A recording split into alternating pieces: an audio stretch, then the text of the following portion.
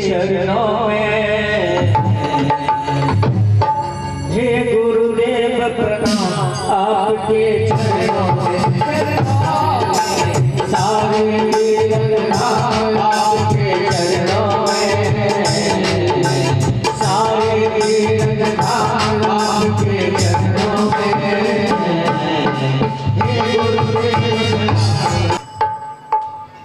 ओम त्रिराजोत्य ओम केशवाय नमः ओम माधवाय नमः ओम नारायणाय नमः ओम हस्ताक्षराय गोविंदाय नमो नमः पवित्रधारणाय नमः पावित्रसो वैभव्योधाय नमः राधा उद्भवना माक्षुद्रेण पावित्रेण सोदस्यास्मे स्यादेह पवित्र बल पवित्र भवत स्याजगामः पुने रक्षाभियामः शिरसे जमार्दनं पुराणरूपादेव शान्तिः भारतसदायाः शान्तिर्विश्वे देवाः शान्तिर्देव शान्तिः सर्वगो शान्तिः शान्तिरेव शान्तिः सामा शान्तिर्धीरतो यतः श्रमे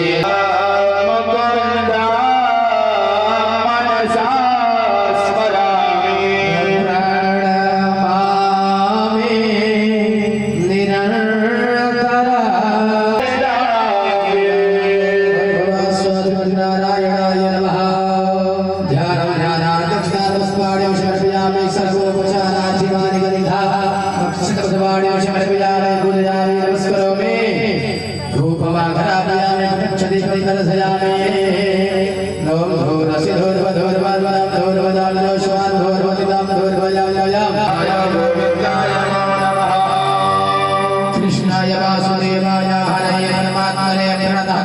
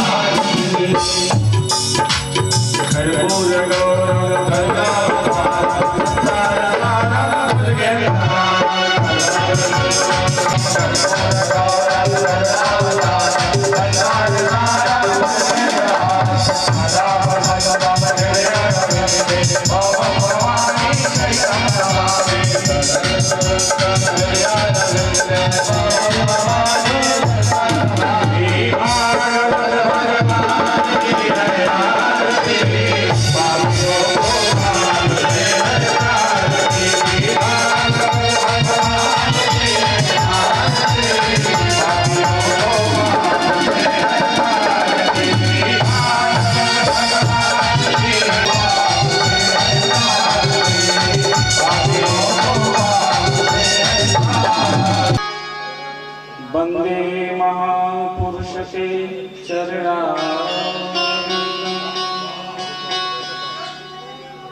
जयति गिरिशुताय काम संतापवा उरशिरसनि से कश्चानश्चंद्रमा तदनुच जयन्ति कीर्तिभाजा कवीनाम् मशकृतमृतबिन्दु संविनो वा विलासा यं प्रव्रजन्तमनुपेतमपेतकृत्यम् द्वैपायनो विरह कातरया जुहाव पुत्रेति तन्मयतया तरोभिनेदुस् तं सर्वभूतहृदयं मुनिमानतोऽस्मि नीलाम्बुजश्याममलकोमलाङ्गं सीतासमारोपितवान्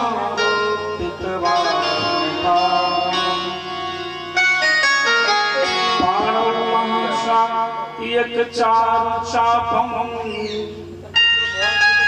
नमामि रामं रघुवंशे हरे मुरारे हे राम नारायण वासुदेवा सुखं शरणं निलये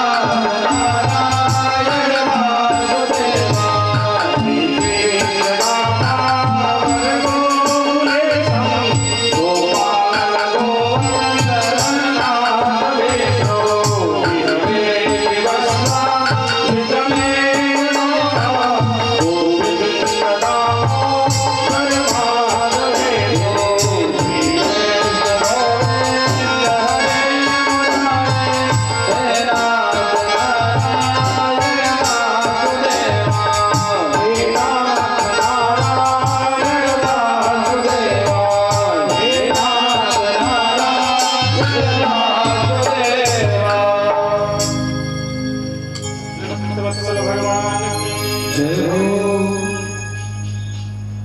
बड़ी सुंदर यह दामोदर स्तुति है। देखिए, मैं पहले भी निवेदन करता आया हूँ, अंतिम दिन भी निवेदन करता हूँ, अपने जीवन में भगवान की स्तुति पाठ को शामिल करिए पूजन में। क्या करेंगे, आखिर मरना ही है, तो शास्त्रों द्वारा प्रतिपादित थोड़ा बहुत आचरण कर लेने में आपका क्या चलता है। 7-8 मिनट संगीत के साथ बजाने में लगा, और आप अगर संगीत के साथ नहीं बजाते हैं, ऐसे वाचन करते हैं, 3 मिनट 2 मिनट बहुत है। अब आप कहेंगे महाराज तो संस्कृत में हमसे कैसे होगा? बिल्कुल हो जाएगा। अब देखिए, जो द्वादशाक्षर मंत्र है भगवान का, श्री कृष्ण गोविंद हरि मुरारी, हे नाथ नारायण वासुदेव, ये दामोदर स्तोत्र का मंत्र है। इसका अगर कीर्तन करते हैं तो आपको सीधे भगवान की अनुभूति कराएगा, और अगर जप करते हैं तो आप जपात सिद्धि मन में जपिए, पाठ करिए, कीर्तन करिए, श्रवणम मननम निधिध्यासनम, जो आपको अच्छा लगे। पाठ दिन में करिए, और जब काम करिए तो मन में श्री कृष्ण गोविंद हरे मुरारी, हे नाथ नारायण वासुदेव। मैं एकदम जो है ये पक्का बात बता रहा हूँ। करत करत अभ्यास के जड़मति भूत सुजान, रसरी आवत जाता है सिल पर निशान। ये हम नहीं कह रहे हैं, ये संतों का कहना है कि जब पत्थर पर निशान बन सकता है, तो आपके मन जो चंचल मन है, बुद्धि है, अहंकार है, चित्त है, इस पर निशान क्यों नहीं बनेगा? ये भगवान को क्यों नहीं मानेगा? मानेगा, मनाना होगा, अपने से नहीं मानेगा। आपको पहले अपने को मनाना होगा, तो धीरे धीरे मन मानेगा। जब मन गोविंद में लगने लगेगा तो फिर आप उसके बिना रहेंगे नहीं। सोचेंगे आज पाठ नहीं किए, एक बार 2 मिनट पाठ कर लेते हैं, तब दर्शन करते हैं। जैसे हनुमान चालीसा का नियम है कि जो 7 बार पाठ कर कोई छूटे बंद मानस, वैसे ही दामोदर पाठ का 12 पाठ कर लेते हैं। 12 अक्षर चूंकि मंत्र यहाँ से उद्धृत है, तो 12 मंत्र होते हैं 12 अक्षर का, तो 12 बार इसका पाठ करिए, तो आपका यात्रा से लेकर के अपने इच्छित कर्मों की पूर्ति तक हो जाएगी, जो जिस काम के लिए व्यक्ति जाएगा। मानस के बहुत सुंदर चौपाई के चलत विमान कोलाहल होई, जय रघुवीर कहत सब कोई। या चौपाई में लोग पढ़ करके यात्रा जब करते हैं ना, तो माना जाता है कि सब मंगल मंगल होता है, सब अच्छा होता है। कहने का अभिप्राय है कि जीवन को हम थोड़ा व्यवस्थित जीना शुरू कर दें। थोड़ा सा व्यवस्थित जीने में कुछ लगने वाला नहीं है। एक निर्धारित दिनचर्या में चलना शुरू करते हैं कि हम निश्चित समय में अपना बिस्तर का परित्याग कर देंगे, निश्चित समय में हम शौच जाएंगे, निश्चित समय में दंतवाधान करेंगे, स्नान करेंगे, निश्चित समय में मन नहीं लगेगा फिर भी हम अमुक पाठ को भगवान के सामने समर्पित करेंगे। हम जो है अपने कर्तव्य पथ पर अपना 100% समर्पित भाव से अपना कर्तव्य का निर्वहन करेंगे। कर्तव्य करने के बाद जो हमारे पास समय बचेगा वो अपने परिवार, समाज, देश और ईश्वर को सौंप देंगे। फिर आपको संसार के फालतू कामों के लिए कोई समय नहीं रहेगा। और ऐसा जीवन 1 माह 2 माह 6 माह जी करके देखिए, आपको अंदर से शांति मिलेगी, सुकून मिलेगी। और जैसा मैं कहा कि मनुष्य को भी मरना है, भगवान भी इस धरती पर आते हैं, उनको भी मरना होता है। लेकिन भगवान एक आचरण छोड़ के जाते हैं, और हम लोग क्या छोड़ के जाते हैं, यही विचार करना है। देवताओं में और मनुष्य में यही अंतर है कि देवता एक चरित्र छोड़ के जाते हैं, और हम लोग कौन सा चरित्र छोड़ के जाते हैं, थोड़ा विचार करने की हम क्या छोड़ के जाएंगे। भगवान से नारद जी पूछते हैं कि प्रभु जब सारे संसार के जीव आप ही के आश्रित हैं, तो फिर जब आप चले जाएंगे तो जीवों का आधार क्या होगा, जीव किसके सहारे रहेंगे। भगवान को कहते हैं कि कोई किसी के सहारे नहीं रहता। धनार्थी धन के सहारे रहता है, यशार्थी यश के सहारे रहता है। हर व्यक्ति अपने अपने सहारा में दर्ज किया, और सहारा कैसा? आवश्यकता का। जब तक जिस चीज की आवश्यकता की आपूर्ति होगी वो उसका सहारा रहेगा, आवश्यकता खत्म बात। लेकिन ईश्वर का एक सहारा है, भक्ति का एक जो मार्ग है, ये आवश्यकता का नहीं है। आपको दुख आए इसलिए भगवान को नहीं भजिए, सुख रहे तब भी भगवान को भजिए। क्योंकि सुख में अगर भजन करते हैं तो वहां आपको अपने अंदर से होगा कि आज तो मैं मांगने के लिए नहीं पूजा कर रहा हूं, आज तो मैं अपने दिनचर्या कर रहा हूं, अपने ईश्वर के लिए मैं कर रहा हूं। हमेशा भगवान के पास जाने के बाद हम कहिए कि वैद्यनाथ जी हमारी ये कामना पूरा कर दीजिए, कामना पूरा कर दीजिए। कभी वैद्यनाथ जी के पास जाने के बाद कहिए आप ठीक तो हैं, आप लोगों की अपेक्षाओं में दबे तो नहीं हैं। कभी उनका कुशल क्षेम पूछिए, जैसे परिवार में आप पूछते हैं तो ईश्वर से भी कुशल क्षेम पूछिए, उनसे बातचीत करने की कोशिश करिए।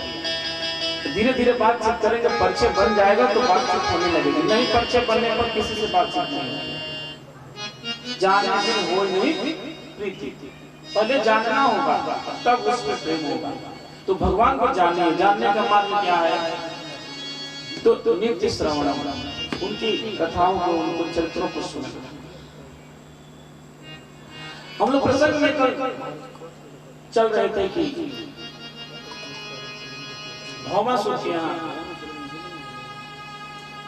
बंदी बनाई हुई जो कन्याएं हैं, उन कन्याओं का कोई दोष नहीं है, उन कन्याओं का कोई अपना दोष नहीं है। उन बेटियों का क्या अपराध है? उन बेटियों ने तो जीवन को जिया भी नहीं, देखा भी नहीं, और कोई बलवान व्यक्ति, समर्थवान व्यक्ति अपहरण कर करके जेल में बंद कर दिया।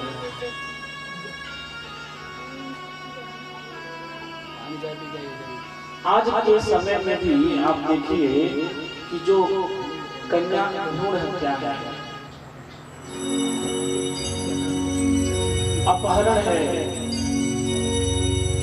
दुराचार है, कदाचार है, अनाचार है, ये स्त्रियों पर आज भी न्यूनाधिक रूप से बराबर चलता है, पहले भी चलता रहा।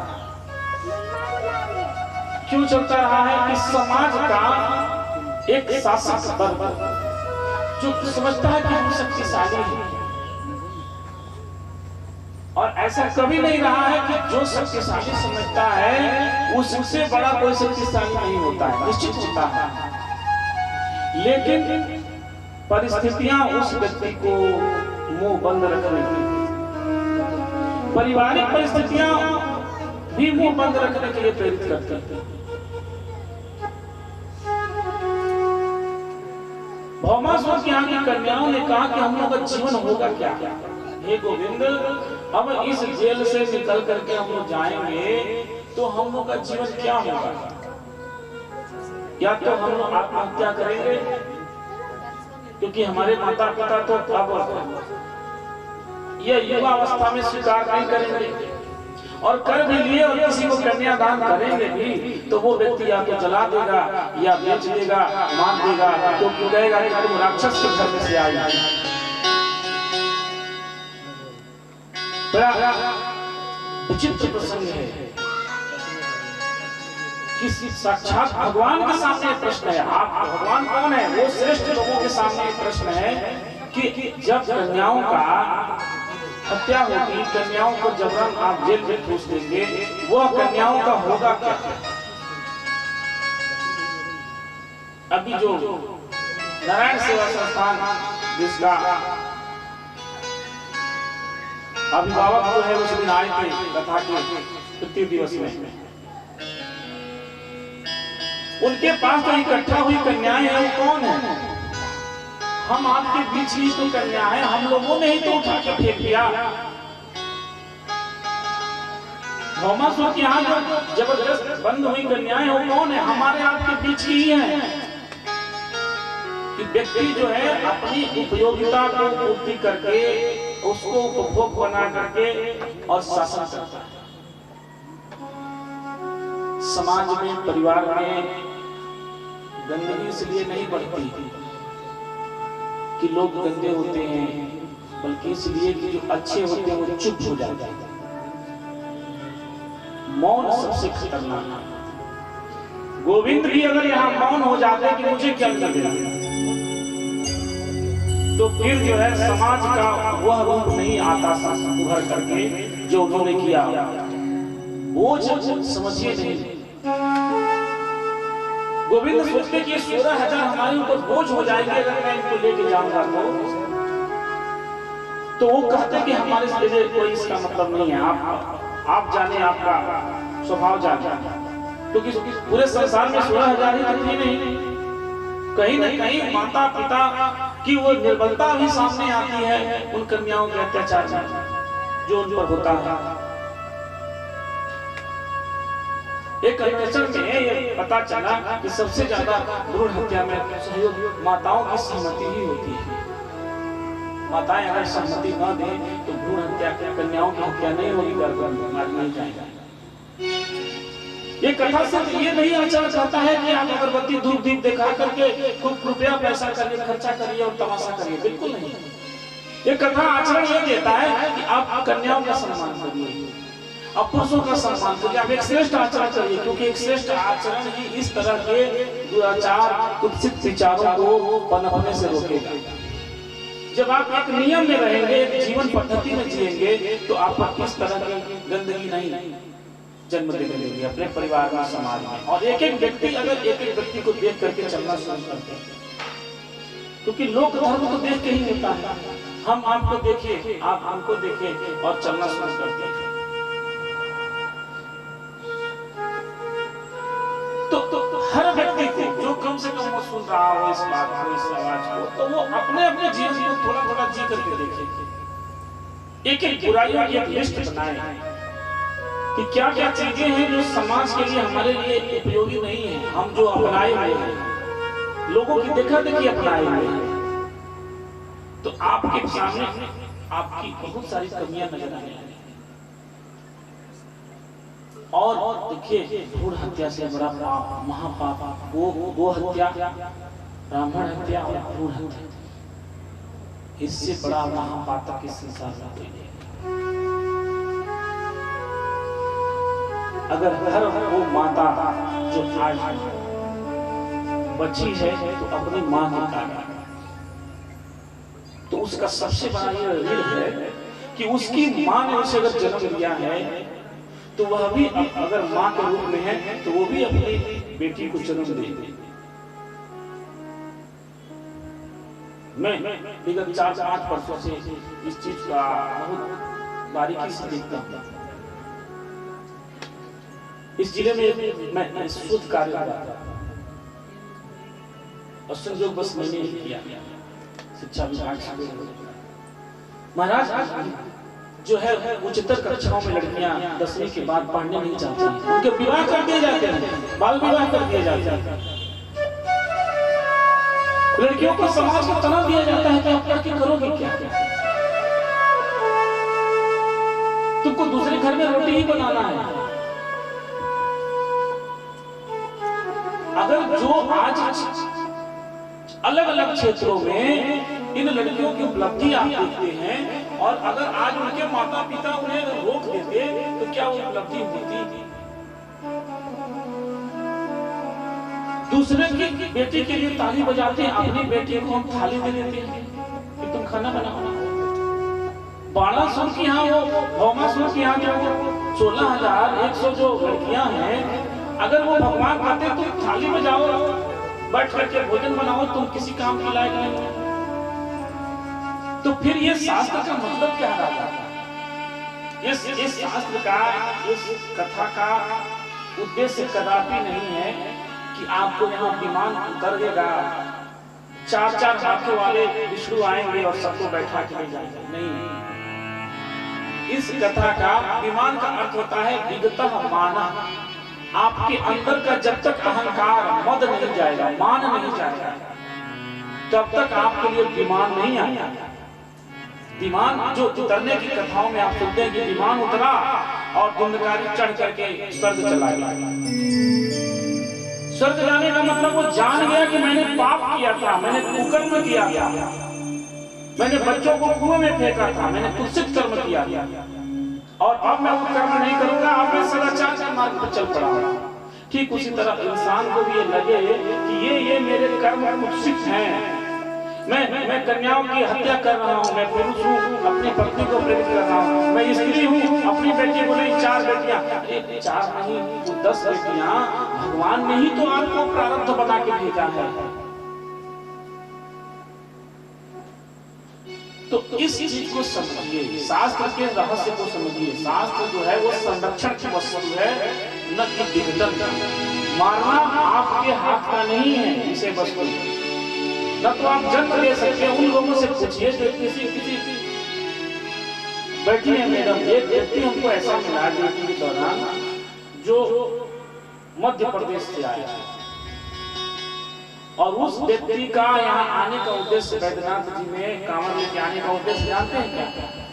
कन्या की प्राप्ति। वो कन्यादान करना चाहता था, उसके 3 पुस्त में कन्याएं नहीं हुई थी।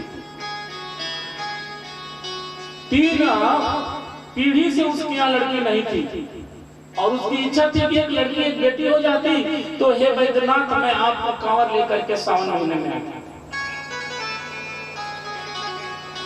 और वो व्यक्ति आया था, संजोग से उसके घर वाले उससे बिछड़ गए। कथा तो रिकॉर्ड चल रही है, हो सकता है भविष्य में वो व्यक्ति सुने तो उसे लगेगा कि हमारी बातों का जिक्र हो रहा है। मैंने उसे पूछा कि आप लोग तो सर जो है हम लोग लड़की के लिए आए हैं, बेटा के लिए तो बहुत वो माथा पटकते हैं बैद्यनाथ जी के चरणों में, बेटी के लिए माथा पटकते हुए मैंने उसे सुना, मेरे रोम रोम में स्फुरण हुआ करा। इसी बैद्यनाथ जी की धरती में ये चीजें भी हैं और इसी बैद्यनाथ जी की धरती में वो चीजें भी हैं जिससे मन का दुख होता है, कष्ट होता है। तो कभी भी धर्म हिंसा नहीं सिखाता। आप लोग अपने अंदर की हिंसा की प्रवृत्ति को मानिए।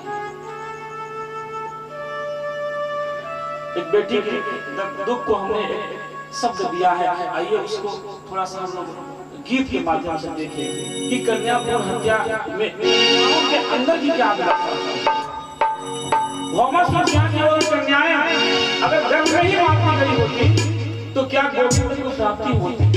क्या यह संसार में धर्म का संस्करण हो पाता? नहीं।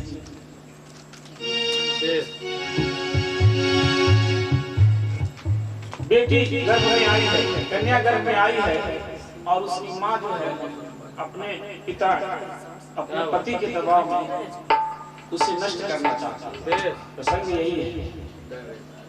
वो माँ जो है वो पति के आवेश में आकर के अपने गर्भ को नष्ट करना चाहता है। तो बेटी गर्भ से ही अपने माँ से कहती है, बेटी कोख से बोल रही माँ कर दे तू इतना मत मार मुझे जीवन दे, मुझको भी दे संसार।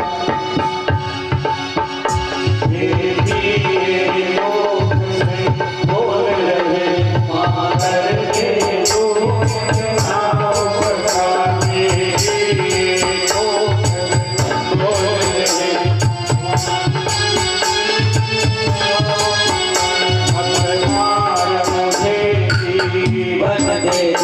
मुझको भी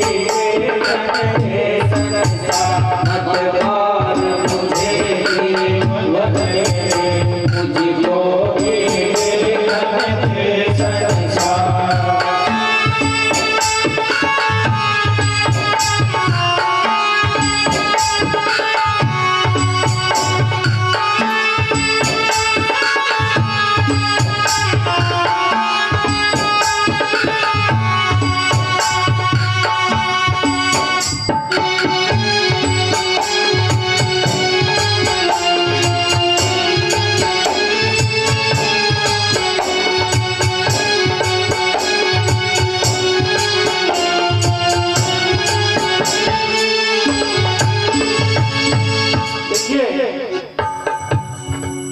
जिनके यहाँ लड़के रहते हैं और लड़कियां नहीं रहती हैं, उन लड़कों को रक्षाबंधन के दिन जो है अपने पड़ोस के घरों में जाकर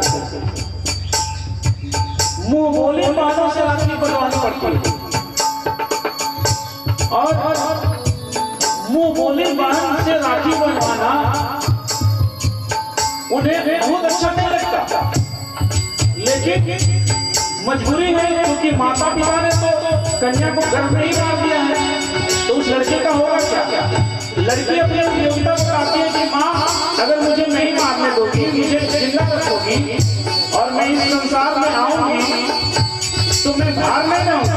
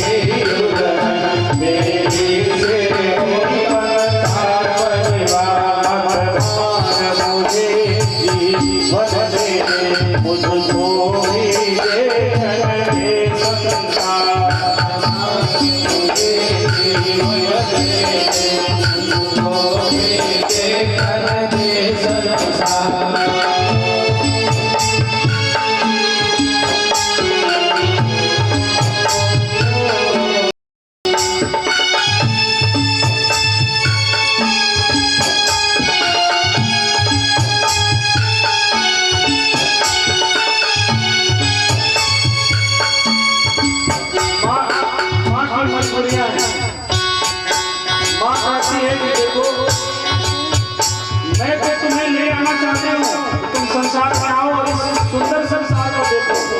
जैसे मेरी माँ ने इस संसार को मुझे दिखाया है, वैसे तुमको मैं इस संसार में आने देना चाहता हूँ। पर तुम्हारे पापा का जो है कुछ न कुछ इसमें है,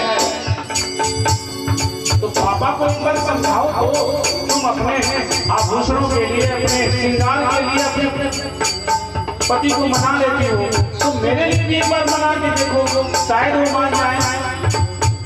मानेंगे अब जो पापा की तुम समझा कर तो देख सही, मानेंगे पापा की अब तुम बात बता कर देख सही, मानेंगे अब पापा की बात बता कर देख सही, मानेंगे पापा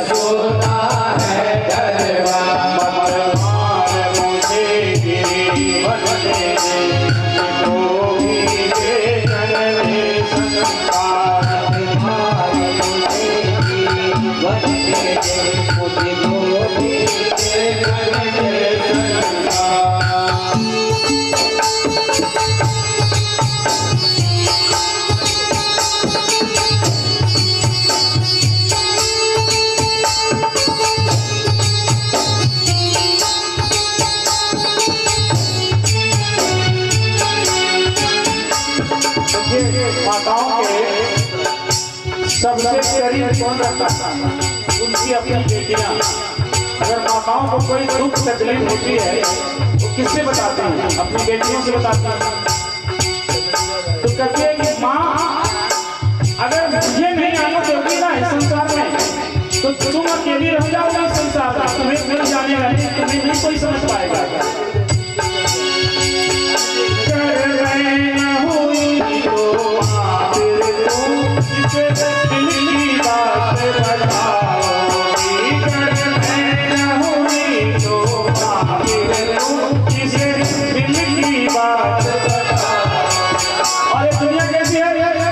संसार कैसा मतलब इस दुनिया में तू घुट घुट के मर जाओगी, मतलब इस दुनिया में तू घुट घुट कर मर जाओगी। बेटी समझे माता दुख कर लो तुम बेटी से अब पावे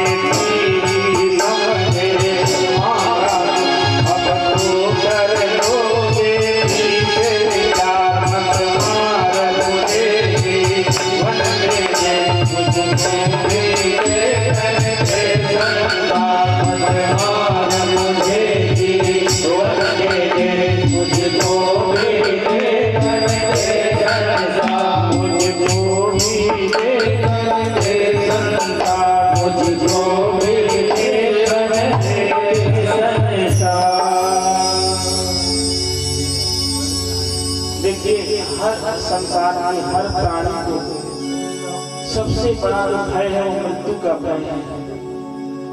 आत्मक सर्वभूतेषु अपने जैसा ही दूसरों को समझना चाहिए। एक माँ जिद करके अपने पायल बनवा सकती है, अपने लिए साड़ी खरीद सकती है, अपने लिए जेवरात खरीद सकती है। संसार की हर वस्तु पति से इसको बोलते हैं हठ। हठ करके कैकेयी ने राम को वनवास दे दिया और आप हट करके अपने एक छोटे से नादान शिशु को नहीं बचा सकते, निश्चित बचा सकते। कहीं ना कहीं एक माँ की कमजोरी विवशता कहते क्या है, बहुत खर्चा हो रहा है, कहाँ से शादी ब्याह सब परिवार समाज। आप जब जन्म ली तो आपका खर्चा कहाँ से हुआ? आपके माता पिता आपको कैसे कहाँ से पाले पोसे? ऐसे एक बहलाया फुसलाया जाता है कि कहाँ से खर्चा होगा, आप इसका पालन पोषण हम लोग का सामर्थ्य नहीं है। अपने आप को समर्थशाली हम लोग मानने कब से लगे हैं? आप समर्थशाली थे करके अब हैं या अब नहीं? जब चींटी से हाथी तक का भरण पोषण वो गोपाल करता है तो कब से हम लोग मानेंगे? हम लोग तो निमित्त बनते हैं। और ये जो बुद्धि है ना, ये भागवत, ये शास्त्र, ये पुराण, ये सत्संग में जाने से आएगी।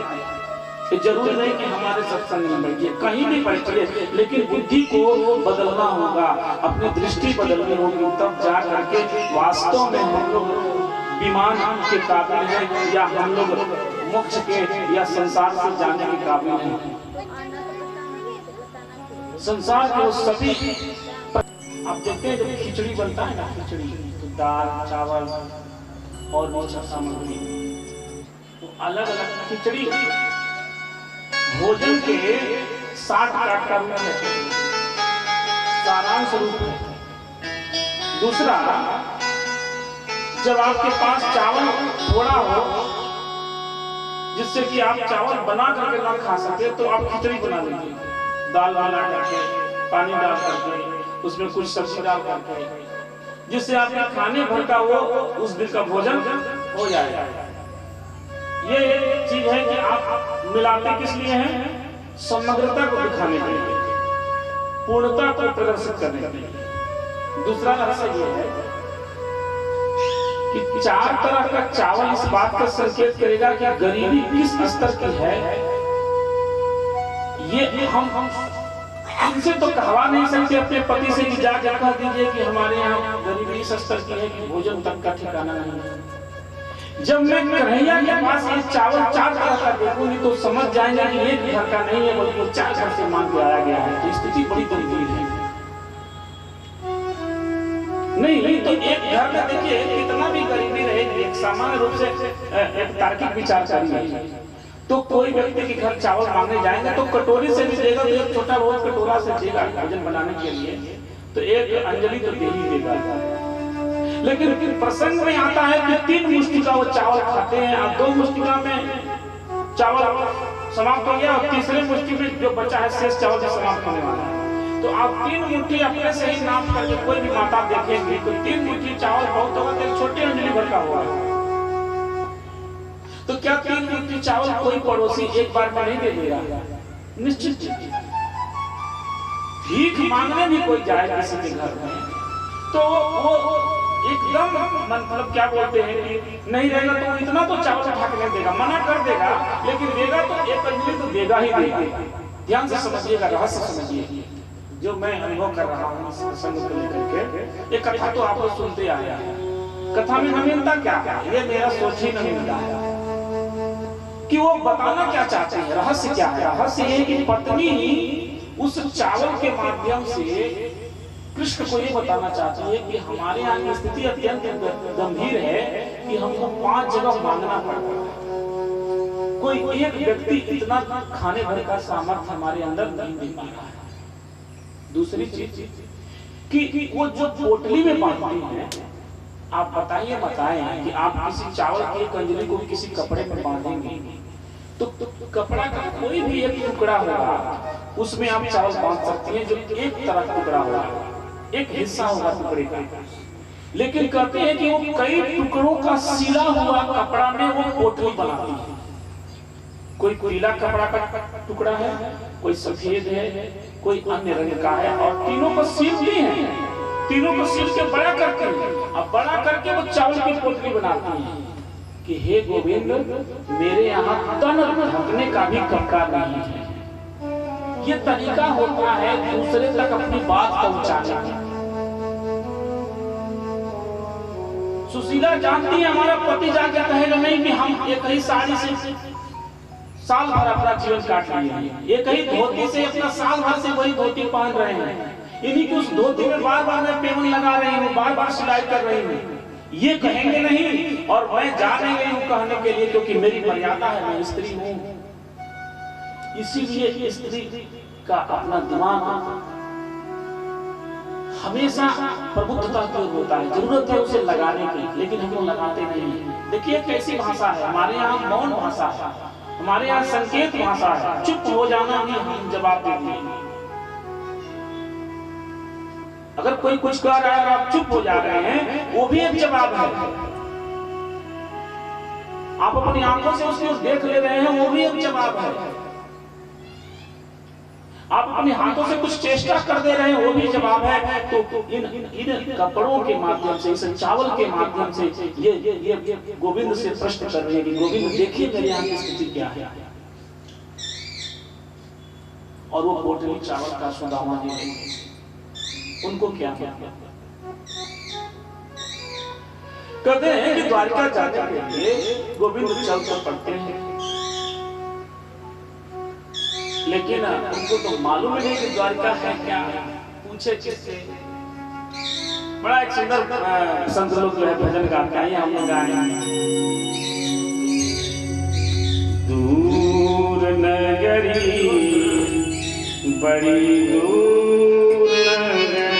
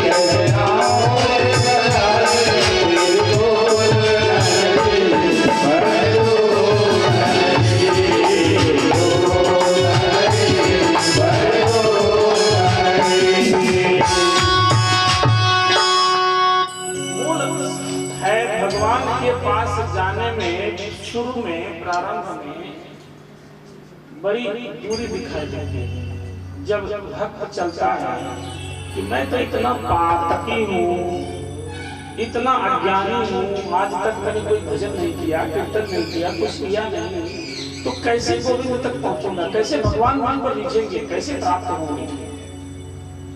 जैसे आपको कहा जाए कि ये चीज शुरुआत करिए तो आपको लगता है कि आज तक तो मैंने किया नहीं, अब कैसे मैं शुरू करूँ। आप पहले पाठ से शुरू करिए। पहले पाठ का मतलब अगरबत्ती दिखाने से शुरू करिए। अब पहला पाठ शुरू कर दिए, दिखाना बात बताने में सुविधा होती है। इसी तरह जिसको जिस देवता से अपनी बात बन जाए उसी से अपनी बात बना लेनी, बस यही करता है। जिससे जहां आपकी बात बन जाए, जिस देवता में आपकी रीति प्रीति हो जाए, सर्व ग्रहण कर करके चलिए। मूल है ये न प्रकार मन कृष्ण निवेश, जिस प्रकार से मन को एक बार भगवान में लगाना होगा। और सुदामा जी का मन लग गया है, और मन लग गया है तो फिर वो चल पड़ते हैं। तो अब द्वारका की श्रेष्ठ कार्य है नहीं कि द्वारका है, तो कहते हैं कि वो दिशो अविदंतो, दिशा का विदंत नहीं है, ज्ञान नहीं है, और वो चले जा रहे हैं। तो चले जा रहे हैं तो कहते हैं कि सुदामा जी को 6 माह लग गए। सुदामा जी जब लौट के आते हैं ना तो 1 साल बीत चुका होता है जब अपने घर आते हैं। तो सुदामा जी को जब 6 महीना हो गया, जहाँ चलते जाते हैं और विरक्त आदमी है, संत आदमी है, किसी से कोई लेना न देना, अपना गंगा जी का जल पिए, विश्राम किए, जल पिए, विश्राम किए, कोई कुछ दे दिया, फल फूल रास्ते में खाए, अपना चलते गए। ऐसे करते करते जब सुदामा जी को 6 माह हो गए और उधर गोविंद देख रहे हैं कि हमारा मित्र चला तो है लेकिन पहुंच नहीं पाएगा, तो कि द्वारिका को है समुद्र में, द्वारिका पहुंचना इतना आसान तो है नहीं। तो गोविंद क्या कहते हैं कि ये किसी तरह गोकुल तक पहुंचते हैं और वही गोकुल में यमुना जी के पास गोविंद जो है मिल जाते हैं। देखिए महाराज, वृंदावन में आप एक बार जो गए हैं वो बार बार जाइए, जो नहीं गए वो एक बार जाइए, अनुभव करिए। कुछ चीजें होती है ना कि कह करके बहुत नहीं समझाई जा सकती। राम भगत के अनियारे तीर जय लागे सही जाने पीती। कुछ चीजें मैं खा करके उसके अनुभव को जाना जाता है। हम आपसे कहेंगे चीनी बड़ा मीठा होता है, चीनी बड़ा मीठा होता है, तो आप कहेंगे हाँ चीनी मीठा होता है, गुरु जी का चीनी मीठा होता है। नहीं, चीनी आप जब खाएंगे तब जब कहेंगे चीनी मीठा होता है, स्वानुभूति जब करेंगे तो आपको चीनी का मिठास समझ में आएगा। इसलिए मैं कहूँगा कि तेनैव वाङ्मयी प्रतिमूर्ति प्रत्यक्षं वर्तते हरि। मैं कहूँगा भगवान कृष्ण रोज लीला करते हैं, गोविंद रोज वृंदावन लीला करते हैं, रोज विधि वन में आते हैं। आप कहेंगे कैसे संभव है, बहुत कलिकाल समाया हुआ है, वहां कैसे कृष्ण आते हैं? आते इसलिए हैं कि हम लक्ष्य नहीं लाते हैं, हम लक्षण समझ से लक्ष्य का प्रतीति करते हैं। जैसे हमारे बोलने से आपको लगेगा कि सामने वाला पढ़ा होगा तभी तो ये बोल रहा है, इस सामान्य अनुमान है। जत वहनी जत धूम्रः तत्र वहनी, जहाँ जहाँ धुआं होता है वहाँ वहाँ आग होती है, ये अनुमान है। तो आपको अनुमान ये करना है कि कृष्ण यहाँ हैं, ये सामने वाला कहा क्यों है? जब जाएंगे तो वहां आपको दिखाई क्या देगा? श्रीमन नारायण नारायण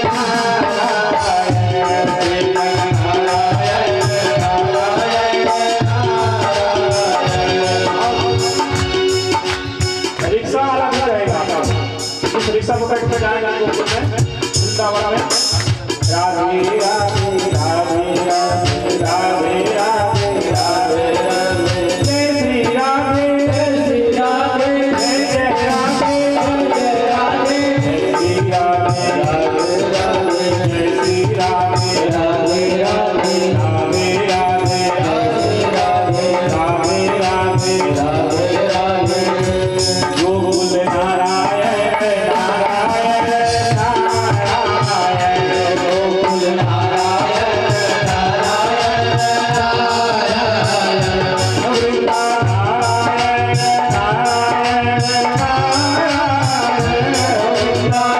नारायण नारायण नारायण नारायण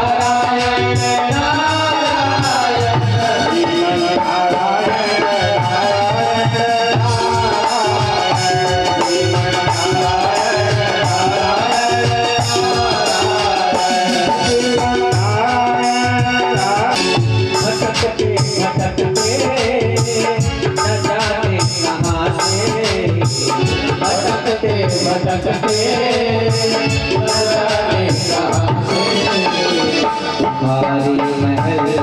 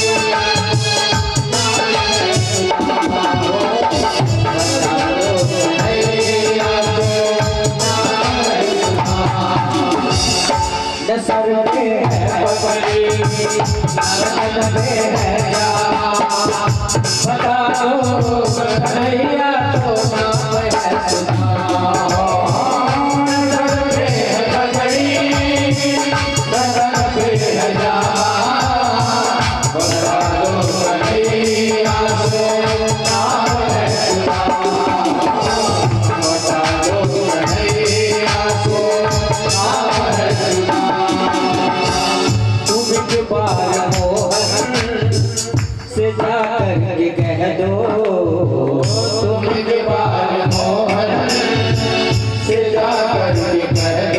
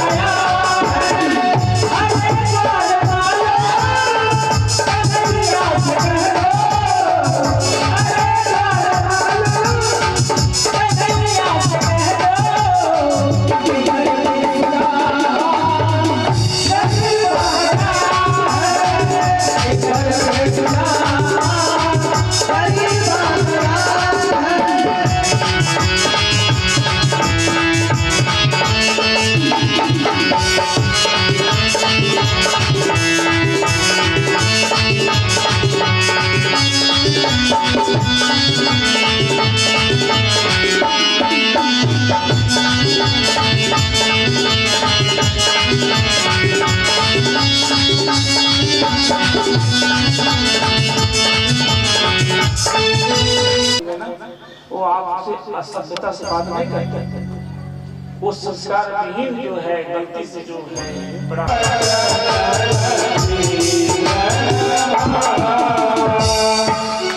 एक ही मात्र पाता ये न प्रकार मन की निर्मलता अगर आ गई तो वो गोविंद आपको मिलेंगे, आपको सर्वस्व भक्ति दे देंगे। गोपियों को दिए, सबरी को दिए, सुदामा को दे दिए। और इस स्थिति में गोविंद कहते हैं देखो ये मेरा मित्र है, तुम लोग प्रणाम करो। और सुदामा जी से कहते हैं कि सुदामा जी ये आपकी सब लोग ये अनुज भारियां हैं, ये आपकी सब कन्हैया कितनी सब लोग प्रणाम कर रहे हैं। मैं सत्यभामा, मैं रुक्मिणी, मैं कालिंदी। तो कहते हैं कन्हैया ये कितने लोग हैं तुम्हारे प्रणाम करने वाले? 10, 20, 50, 100। अब तो कुछ ज्यादा नहीं है मित्र। इस 16,108 विवाह किए कन्हैया, तुमने इतने सारे विवाह कर लिए और मुझे खबर तक नहीं दी। तो कन्हैया कहते हैं कि मैं तो इतना किया, तो मैं तो विवाह करने में ही लगा रहा तो खबर नहीं दिया, व्यस्त रहा विवाह में। लेकिन आपने तो एक किया, उसका तो निमंत्रण दिए हुए। आप लोग देखते होंगे समाज में लोग क्या कहते हैं, आपने इतना किया हमको सूचना नहीं दी। अरे आपने जो एक किया उसकी सूचना आपने दिया, और तुम हमारे बड़े हो। सुदामा जी को बड़े मानते हैं कन्हैया, तुम बड़े हो तो तुम्हारा फर्ज बनता था कि तुम सूचना देते थे। वो कहते देखो हमको तो वैसे विवाह करने की इच्छा थी नहीं, पर ब्रह्मचारी रहते रहते ऐसे माता पिता ने किया, और तुम्हारी भाभी सुशीला आ गई और बाल गोपाल, हाँ सब ठीक है। अब तो तब कुछ मेरे लिए भाभी ने तो भेजा ही होगा, पहली बार आए हो। अब संकोच करने लगे, और जो संकोच में लिखे हैं कि सर्वभूत मनो अभिज्ञ, जो सब कुछ जानते हैं वो अभिज्ञ बन गए। सर्वभूत मनो, जो मन से ही सब कुछ जान रहे हैं वो क्या बन जाते हैं? अभिज्ञ। और शेय मानव वाचतम, अभिज्ञ बन कहते हैं मेरे लिए कुछ लाया है। अब संकोच करते हैं कि कुछ तो लाया है। अब तो हाँ पोटली, कृष्ण उस पोटली को खोलते हैं भगवान, और चावलों को देखते हैं। जिस भाव से देखें, यम यम भाव विचिंतन, जिस भाव में आप विचिंतन करेंगे भगवान में उस भाव से भावित होकर के ग्रहण करते हैं। सुशीला ने जिस भाव से दिया था कि हमारी गरीबी झलके, सुशीला ने उस भाव से दिया कि उस कपड़े से हमारी गरीबी दिखाई देती, हमारी निर्धनता किस स्तर की है। भगवान देखते हैं चावलों पर, वो चावल अलग अलग रंग के हैं। कोई टूटा हुआ चावल है, कोई खड़ा चावल है, कोई पतला चावल है, कोई मोटा वाला चावल है, अलग अलग 5 रंगों का है। ये 5 का मतलब क्या है? 5 भौतिक शरीर। इस अन्न को खाने वाला कौन है? ये 5 भौतिक शरीर है। इस अन्न से किसकी तृप्ति होती है? इस 5 भौतिक शरीर। अन्न से तृप्त कौन होगा? इस शरीर। अन्नाद भूतानि अन्नः भोजनं। इस समस्त सृष्टि का जो प्रादुर्भाव होता है, पोषण होता है, अगर अन्न न रहे तो ये सृष्टि समाप्त हो जाएगी। हे गोविंद, ये अन्न के अभाव में हमारा और सुदामा जी का जो पोषण है वो नहीं हो रहा है। जिस व्यक्ति को 2 वक्त का भोजन न मिले ना महाराज, वह व्यक्ति कुत्सित कर्मों में, कदाचार में, अनाचार में बिना लगाए लग जाता है। क्योंकि जितना संसार में उपद्रव होता है, अच्छे कर्म होते हैं, उसका मूल में क्या है? पेट। पेट के लिए ही सारा संसार का बंधन है। हम जो नियोजित होते हैं कर्मों में, किसके लिए? भूख के कारण, पेट के कारण। सुशीला ये बताना चाहती है कि पेट की भूख के कारण हम आपको ये अन्न दे रहे हैं, और आप कौन हैं? इस समस्त प्राणियों के पोषण करता है, और इतना बड़ा पोषण करता हमारे पति का मित्र है, सखा है, उसके बाद भी हम अन्न के मोहताज हैं। आप द्रौपदी के चीर को बढ़ा करके और उसे सम्मान पूर्वक उस सभा में जीने का हकदार दिए, और आज के मित्र की पत्नी के पास सम्मान से जीने के लिए वस्त्र नहीं है, और इसलिए मैं इस सिल करके पोटली देती हूं। ये संकेत है। मतलब क्या है? अगर मित्र अच्छे पद पर हो तो उसे थोड़ा सा मित्रता का निर्वाह करना चाहिए। मित्रता के निर्वाह में आप अपनी खुददारी मत लाइए कि मैं बड़ा स्वाभिमानी हूँ। अगर स्वाभिमानी हूँ तो एक डायरी निकालिए और लिखिए कितना स्वाभिमान आपके अंदर है। क्या आपकी अपनी पत्नी के साथ स्वाभिमान रहता है, बेटे के साथ रहता है, अपने स्वामी के साथ रहता है, अपने कलीग के साथ आपका स्वाभिमान रहता है?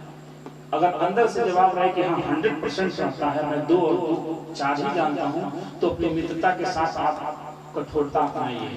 लेकिन लगे कि नहीं आप अपनी सुविधा अनुसार कहीं झुक रहे हैं तो मित्र के लिए भी झुकिए। वहां खुददारी लाना श्रेयस्कर नहीं है। यही भगवान कह रहे हैं, भगवान यही बता रहे हैं। लेकिन हाँ उसके लिए देखिए कि जिस मित्र के लिए आप करने जा रहे हैं वो आपके प्रति समर्पित है कि नहीं। सुदामा की तरह कृष्ण के जैसे समर्पित है, वो भी आपके प्रति समर्पित है कि नहीं। ये पादुका जरूर देख लीजिए, तब उसको योगक्षेम उसका सहयोग करिए, क्योंकि परोपकाराय पुण्याय पापाय प्रकृतिनम। और भगवान उस चावल को लक्ष्मी जी स्वरूपा रुक्मिणी की ओर देख करके और खाते हैं। लक्ष्मी जी भी आंख बंद करके देख रही है, ओहो मेरे पति के मित्र इतने दिन से निर्धनता में जी रहे हैं और मैं क्या उनकी मदद नहीं कर सकती थी पहले कि आज हमारे ठाकुर को इतनी तकलीफ हो रही है। आज गोविंद रो रहे हैं, आंसुओं से चरण धो रहे हैं, इसका कहीं न कहीं कारण नहीं हूं। इसीलिए उन्होंने एक मुट्ठी खाया, एक लोग दिया, दूसरी मुट्ठी खाया, दूसरा भवन भी दे दिया, और अब तीसरा भी अब सोच रहे हैं खाएं। लक्ष्मी जी आंख खोल के कहते हैं कि रहने दीजिए, अब काम बनकर तो हो गया। हाथ और पकड़ने का तो मुझे कुछ नहीं आया है, लेकिन संकेत है कि हाँ लक्ष्मी जी ने तीसरी मुष्टिका प्राप्त, क्योंकि हृदय के से ना इंद्रियों को जान जाते हैं, और संकेत के माध्यम से वो तीसरे चावल को वो नहीं खाते हैं। कृष्ण जी जब चावल खा रहे हैं, सुदामा जी कहते हैं कन्हैया ये कच्चा चावल है मत खाओ, ये जो है कच्चा चावल से तुम्हारे लिए नुकसानकारक होगा, ये मत खाओ। चावल क्यों खा रहे हो? चावल कोई खाने की चीज है। तो भगवान जो है वहां पर रुकते हैं और उनको सुदामा जी को देखिए, सुदामा जी जो है ना एक दिन मात्र रहते हैं द्वारिका में, एक दिन मात्र, और अगले दिन जैसे शाम को पहुंचे और रात भर रहते हैं, सेवा सत्कार होता है, परिचय होता है, प्रसंग आता है कि सुदामा जी और कृष्ण में उनके बालपन जब विद्या अध्ययन कर रहे थे उस समय की चर्चा होती है। इस स्वाभाविक के मित्रों के ज्यादा दिन पर मुलाकात पर उनके विद्यार्थी जीवन की चर्चा होती है कि उस समय कैसा था, बारिश आ रही थी, कन्हैया आज जैसे चावल तो नहीं दे रहे थे वैसे मुझे चना भी नहीं दिए, गुरु माता वाले चना नहीं दिया।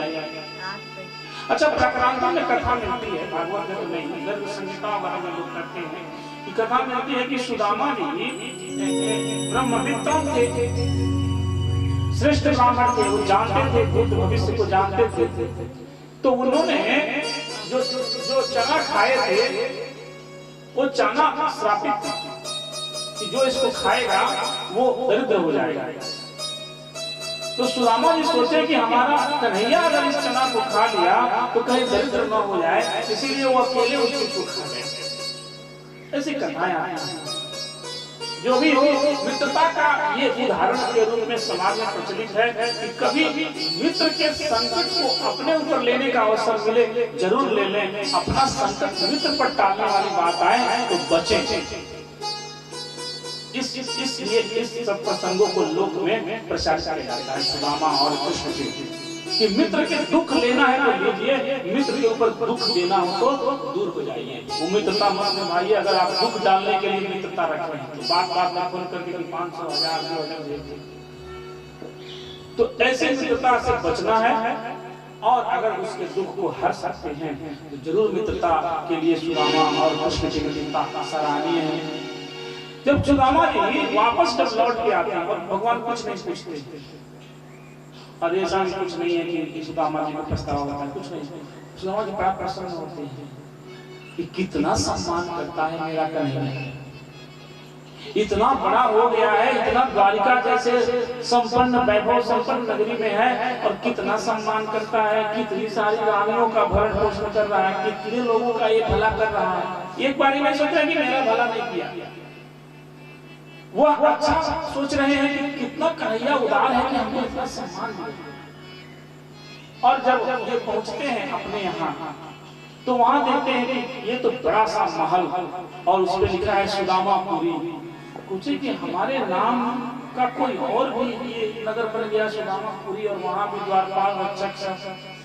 पूछते भाई ये तो जगह मेरा था, किसने इस जगह पर कौन आते हैं? तो इसमें हमारे मालिक रहते हैं, कौन? श्री सुदामा जी महाराज। तो सुदामा जी महाराज कौन आ गए? मैं ही सुदामा हूँ। तो नहीं, वो द्वारिका के यहाँ गए हैं, आपको मैं नहीं जानता हूँ। तो भी वही लंबी और फटी हुई धोती पहने। तो द्वारिका के यहाँ तो मैं ही गया हूँ। कितना दिन हो गया? तो 1 साल हो गए। अब तो 1 साल तो मेरे हो गए। ऐसा करिए कि आप अपनी मालकिन को बुला लीजिए कि कोई ब्राह्मण देवता आए हैं। देखिए, जब सामने वाला आपको न पहचाने ना, उससे उलझना नहीं चाहिए। न पहचाने तो जो पहचानता हो उसके पास अपना परिचय दीजिए, जो नहीं पहचाने उस पर अपना विवाह मत झाड़िए कि आप मालिक हैं, हमने को मना कर। ऐसा जो पहचानता हो। इन कथा के चरित्रों से जीवन जीने की कला सीखी जाती है, बस यही है। चरित्रों का उद्देश्य यही है, लोक में इन चरित्रों के प्रचार का उद्देश्य है कि हम उन कार्यों से बचें जिससे लोक निंदा और लोक में हिंसा की प्रधानता होगी या होने की संभावना होगी। सुदामा जी कहते हैं, आप हाल दे दीजिए कि एक ब्राह्मण देवता आए हैं और वो पूछ रहे हैं कुछ। अच्छा, कहीं उनका भी नाम सुदामा ही है। द्वारपाल को चूंकि जानता नहीं था बात का है, वो जाकर के कहता है मालकिन से अपने कि महारानी, एक सुदामा नाम के ब्राह्मण दरवाजे पर खड़े और कह रहे हैं कि हमारा भी यहाँ घर था। तो सुशीला को समझ जाती है कि सरकार आए हैं और वो अपने 10 दासियों के साथ, अपने परिकरों के साथ सुशीला जो है खुशी खुशी आती हैं। तो अब पहले जो सुशीला थी वो सुशीला नहीं है। कहते हैं कि किंचित हम कुछ थोड़ा सा भ्रम होता है सुदामा को कि ये मेरी पत्नी है कि कोई और है। क्यों? क्योंकि अब जो फटी हुई साड़ी में देख के गए थे दुबली पतली, और 1 साल में तो शरीर बदल ही जाता है। अब साल भर के बाद पत्नी जो है थोड़ी स्वस्थ हो गई है। इन्होंने पृथ्वी को अपना गुरु माना। दत्तात्रेय जी ने 24 गुरु बनाए। पृथ्वी को गुरु क्यों माना? क्योंकि पृथ्वी पर कोई पादप प्रहार करे या फूल माला से पूजा करे, न तो फूल माला पा करके बहुत इतराती है और न कोई चरण रखता है। पृथ्वी कहती है न छोड़ो, चाहे सिर पर हो इतना भी खाता।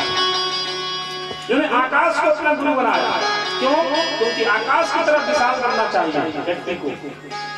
नव कहता है फैलो इतना, ढक लो तुम सारा संसार। मनुष्य को अपने आप में इतना विशाल करना चाहिए, इतना फैलना चाहिए। फैलने का मतलब अपनी कृति, अपना जस, अपना कर्म इतना बढ़ाइए कि आकाश की तरफ फैले। और जल क्या करता है? जल को गुरु बनाने के पीछे क्या है? तो जल में क्या होता है? बहाव होता है। जल वही है जो बहे। तो व्यक्ति को बहना चाहिए, एक जगह स्थिर नहीं होना चाहिए। अगर आप एक जगह स्थिर हो गए, स्थिर होने का मतलब है कि आप परिवार में ही लगे रह गए तो आगे जीवन में मुक्त नहीं हो सकते। बहते रहिए जीवन में उन्नति की तरफ, जीवन में अपने मोक्ष की तरफ, जीवन में आत्मकल्याण की ओर बहना है। और अग्नि को बनाया। अग्नि क्या करता है कि वो जला के भस्म करता है। आप अपने कर्मों के द्वारा अपने दुर्गुणों को जला के भस्म करिए। चंद्रमा क्या करता है? अपनी रोशनी फैलाता है। आप रोज कुछ गुण लाइए। चंद्रमा 64 कलाएं लाता है। प्रतिपदा से पूर्णिमा तक एक कला पड़ती है। उसी तरह प्रत्येक व्यक्ति को अपने अंदर कलाओं का, अपने अंदर गुणों का सृजन करना चाहिए। ये नहीं कि बस अब एक कोई गुण सीख लिया, हल चलाना सीखे तो हल तक के रहे, नहीं, बीज बोना भी सीखे, कढ़ाई भी सीखे, गुड़ाई भी सीखे। अगर किसान है विद्यार्थी है कि नहीं एक हम जान लिए अब रहने हमें बस बहुत नहीं, तकनीकी भी सीखे, अन्य अन्य चीजों का ज्ञान करे, अन्य अन्य कौशलों को सीखे। मैंने मल्टीटैलेंटेड की बात, चंद्रमा जैसे ऐसे कौशलों को बढ़ाता है। दत्तात्रेय कहते हैं कि चंद्रमा की तरह हम लोगों को भी, मनुष्य को भी गुणों की वृद्धि करनी चाहिए। और सूर्य क्या कहता है कि समान प्रकाश देता है सबको, इसी तरह मनुष्य को समान धर्मी होना चाहिए। ये नहीं कि अपना आदमी है सम्मान कर रहा है उसको बहुत पैसा दे दे, नहीं सम्मान कर रहा है उसको दंड दे दे, नहीं, समानता का भाव होना चाहिए सूर्य की तरह। और कबूतर, कपोता मैंने कबूतर क्या से क्या सिखाया इन्होंने दत्तात्रेय ने, कि देखा कि उन्होंने अपना जीवन दे दिया, तो अपना जीवन भी जरूरत पड़े अगर दूसरे के लिए पुरस्कार कर दीजिए। अजगर क्या कहता है, यथा लाभ संतुष्टि, अजगर की विशेषता है। अजगर जो है, अजगर न करे न चाकरी, पंछी करे न काम। दास मधुकार कहा गए सबके दाता राम। आपको बहुत हाथ पैर मार करके अनाचार कदाचार से धन नहीं लाना चाहिए। जो ईश्वर आपके मुख में डालने वाला है वो मिल ही जाएगा। जैसे अजगर जो कुछ नहीं करता है, सोया रहता है, फिर भी उसको भोजन मिल ही जाता है। कोई न कोई देव से उसके पास चला ही आता है, उसको खा जाता है, निकल जाता है। इसीलिए ज्यादा हाथ पैर मारने की जरूरत नहीं है, थोड़ा सा संतुष्टि में जीवन जीजिए अजगर की तरह। और सागर के से क्या सीखा, समुद्र से उन्होंने गहराई सीखा। ये नहीं कि कोई कुछ कह दिया और आप भाला निकाल लिए, बंदूक निकाल लिया, मार देंगे काट देंगे, नहीं, कुछ सही। समुद्र में खारा जल भी होता है, मीठा भी, लक्ष्मी भी रहती है, समुद्र में अमृत भी था, जहर भी था, सबको बर्दाश्त किया। तो आप भी परिवार में हैं तो तरह तरह के खट्टे मीठे सब चीजें आएंगी, तो समुद्र तक की तरफ विशालता लाएंगे, उसको बर्दाश्त करें। ये समुद्र से सीखा। और पतंगा क्या होता है, दीपक के पास जा करके स्वयं जल जाता है। इसीलिए मनुष्य को पतंगे की तरह अपने आप को दूसरे में जाके जलना नहीं चाहिए। जलना नहीं चाहिए मतलब लोग पतंगा काम का प्रतीक है। मनुष्य जो है कामी हो जाता है ना, तो अपने आप को नष्ट कर देता है। कामना में इच्छाओं को, वो इच्छाएं कुछ भी होती है। स्त्री जैसे मान लीजिए रावण ने क्या किया, स्त्री की कामना से, सीता की कामना से अपने को नष्ट कर दिया। दुर्योधन क्या था, सत्ता की कामना से अपने आप सब सहयोग करवा दिया। तो पतंगा क्या करता है, उस दिए के पास अपने जा करके दिया कि उस लव को पाने के चक्कर में खुद को जल के भस्म कर देता है। तो पतंगा से उन्होंने सीखा कि इच्छाओं के पीछे बहुत नहीं भागना चाहिए, तो पतंगे की गति हो जाएगी, स्वयं का नाश हो जाएगा। भौरा से क्या सीखा, भौरे से उन्होंने गुरु बनाया। भौरे से उन्होंने सीखा कि जैसे भौरा अलग अलग पुष्पों से सुगंध चुन करके और छाते का निर्माण करता है, और वो जो है उस फूल का जो सुगंध लेता है उसका किसका प्रतीक है कि आप अलग अलग चीजों से गुणों का ग्रहण करिए। एक जगह से कोई गुण नहीं लीजिए, जहां से जो गुण दिखाई दे उससे वो गुण ले लीजिए। वो छोटा हो बड़ा हो इससे मतलब नहीं है, मकरंद हो कमल हो, हर पुष्प से सुगंध लेता है भौरा। उसी तरह मनुष्य को गुणवान बनना चाहिए, अलग अलग लोगों से, अलग अलग स्थानों से गुण का ग्रहण करना चाहिए। और मधु से क्या सीखा कि संग्रह करना है, लेकिन त्याग भाव से। कोई छाता से आपका मधु निकाल कर पी जाए, पिया नहीं। आपने कुछ धन इकट्ठा किया, बेटा ने बर्बाद किया, तो उससे मुकदमा मत लड़िए, चलो जाने दीजिए, हमारी किस्मत में यही था, बेटा ने बर्बाद कर दिया, अब उस बेटा के चक्कर में नहीं पड़ना है। जो संग्रह किया, अब केवल बेटा और पत्नी के संग्रह ही मत करते रहिए मधु की तरह, नहीं तो कोई और खाएगा और आप जो है वो आग जला करके भगाए जाएंगे। मैंने बेटा वही मुख में आग लगा देगा, इतना कर सकता है, बाकी संस्कार। तो मधु से इसने उन्हें सीखा कि बहुत संग्रह नहीं करना चाहिए, क्योंकि संग्रह करने के बाद खाने वाला कोई और होगा, आप ही कुछ भोग करिए। हिरण इसका क्या मतलब है, तो हिरण जो है ना वो गाना सुन करके, पहेलिए का गाना सुन करके मारा जाता है। इसीलिए वो चीजें, वो संगीत, वो गीत जो आपकी वृत्तियों को, चित्त को गंदा कर दे, उससे बचना चाहिए। संसार हिरण की तरह मोह में मत फंस जाइए कि आपको किसी के द्वारा वशीभूत कर लिया जाएगा। इसके अलावा मछली से क्या सीखा कि लोभ नहीं करना चाहिए। मछली जानती है कि ये लटके वाला जो कीड़ा है ये इसका भोजन नहीं था, पहले नहीं लटका था, ये अचानक कोई डाला है खाने के लिए ताकि तुम फंसो। लेकिन मछली जानते हुए भी उसको फंसने जाती है, काटने जाती है, उसको पकड़ने जाती है, और बार बार पकड़ते उसका कांटा उसके मुंह में आ जाता है और मछली खींचने वाला उसको बाहर निकाल देता है। इसलिए आप जानते हैं कि यहाँ ये स्थान ठीक नहीं है, ये व्यक्ति ठीक नहीं है, फिर भी आप उस चीज को जानते हुए मछली की तरह लोग बढ़ करके उसे पाना चाहते हैं और अपने प्राण अपने कंठ में ही कांट लगा लेते हैं। कांट लगा मैंने कलंक लगा अपने आप को नष्ट कर देना। ठीक है। इसके बाद हमारे बेस्या से सीखा। एक जनक जी की सभा में, राज्य में, सभा नहीं, जनक जी के राज्य में बेस्या थी। दत्तात्रेय जी कहते हैं कि बेस्या रानी भी सवेरे सज धज करके उस सभा में खड़ी हो जाती थी। वो हाट जब लगता था जनक जी के और लगा थी कोई ग्राहक आए, कोई ग्राहक आए, कोई ग्राहक आए। सुबह से शाम हो गया, एक दिन कोई ग्राहक नहीं आया। सोची कि मैं सुबह से शाम तक अपनी शरीर को बेचने के लिए ग्राहक खोजती रही, कोई ग्राहक नहीं आया। अगर मैं सुबह से शाम तक गोविंद का नाम लेती तो निश्चित रूप से गोविंद तो आ जाते। जितना समय मैं अपने इस कुत्सित कर्म को दी हूँ, इतना समय अगर भगवान को दी होती तो ये ना कुत्सित कर्म करना पड़ता और ना मुझे ये अपेक्षा रखनी पड़ती संसार से। और उसने अपना वैसे प्रति सोच के स्वयं के द्वारा उसको यह स्मरण हुआ कि हम इसको छोड़कर ये काम करेंगे। कितना पागलपंथी कर रहे थे कि दिन भर मनुष्य को खोज रहे थे और उसने भगवान को खोजा और उसे गोविंद मिल गए। कहने का मतलब है कि आपको अपने कर्मों पर विचार करना चाहिए। दत्तात्रेय कह रहे हैं कि जो आप कर्म में लोग जी रहे हैं, मान लीजिए दिन भर टीवी देख रहे हैं, तो विचार से दिन भर टीवी देखने से मिल क्या है? दिन मोबाइल का रील आगे पीछे कर रहे हैं, एक रील देखे, 5 रील देखे, 50 रील देखे, 100 रील देखे, तो विचार करिए रील में मिल क्या? तो जो भी कर्म कर रहे हैं उस पर विचार करना है। वैसे ने विचार किया अपने कर्मों पर और अपने जीवन में सुधार किया। इसके अलावा कहते हैं कि हमने उससे सीखा, वैसे के अलावा पुरर पक्षी, ये पुरर पक्षी भी संग्रह का प्रतीक है। एक बालक से सीखा। बालक से क्या सीखा? तो बालक जो है वो जिस बालक से झगड़ा करता है अगले दिन उसी बालक के साथ फिर खेलने लगता है। तो मनुष्य को भी छोटी छोटी बातों से जीवन भर गांठ बांधे नहीं रहना चाहिए, भूल जाना चाहिए। जिन बातों से आपकी उन्नति में बाधक हो उन बातों को बालक की बुद्धि की तरह भूल जाना चाहिए और निष्कपट हो जाना चाहिए। बच्चा जो है निष्कपट हो जाता है, वो आपसे द्रोह नहीं करेगा, छोटा बालक नहीं। तो उसी लिए निर्मलता हमने सीखा।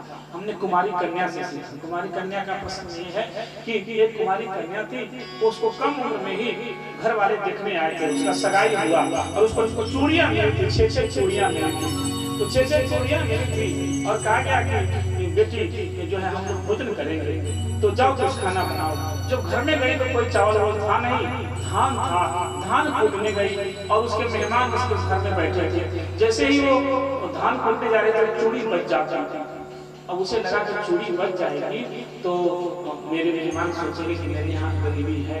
तो घर की जो लड़की होती है ना, वो इज्जत की प्रतीक होती है, मर्यादा की प्रतीक होती है। वो कुंवारी कन्या सोची मेरे माता पिता का बड़ा जो है वो बेइज्जती हुई। वो एक एक करके सभी चूड़ियों को निकाल दी। सभी चूड़ियां, एक चूड़ी इसमें, एक चूड़ी इसमें। अब एक चूड़ी होने के कारण उसकी जो सगुन था, जो शुभ था, उसकी भी रक्षा हो गई और उसके परिवार को जो इज्जत की बात थी उस इज्जत की भी रक्षा हो गई। इसीलिए कन्या को अपना गुरु बनाए कि हर परिवार की जो श्रेष्ठता होती है उस परिवार की कुमारी कन्या होती है। वो चाहे उस परिवार की इज्जत को ताक पर रख सकती है, वो चाहे उस परिवार की इज्जत को सम्मान से रख सकती है। दत्तात्रेय जी कहते हैं मैंने कन्या से ये सीखा।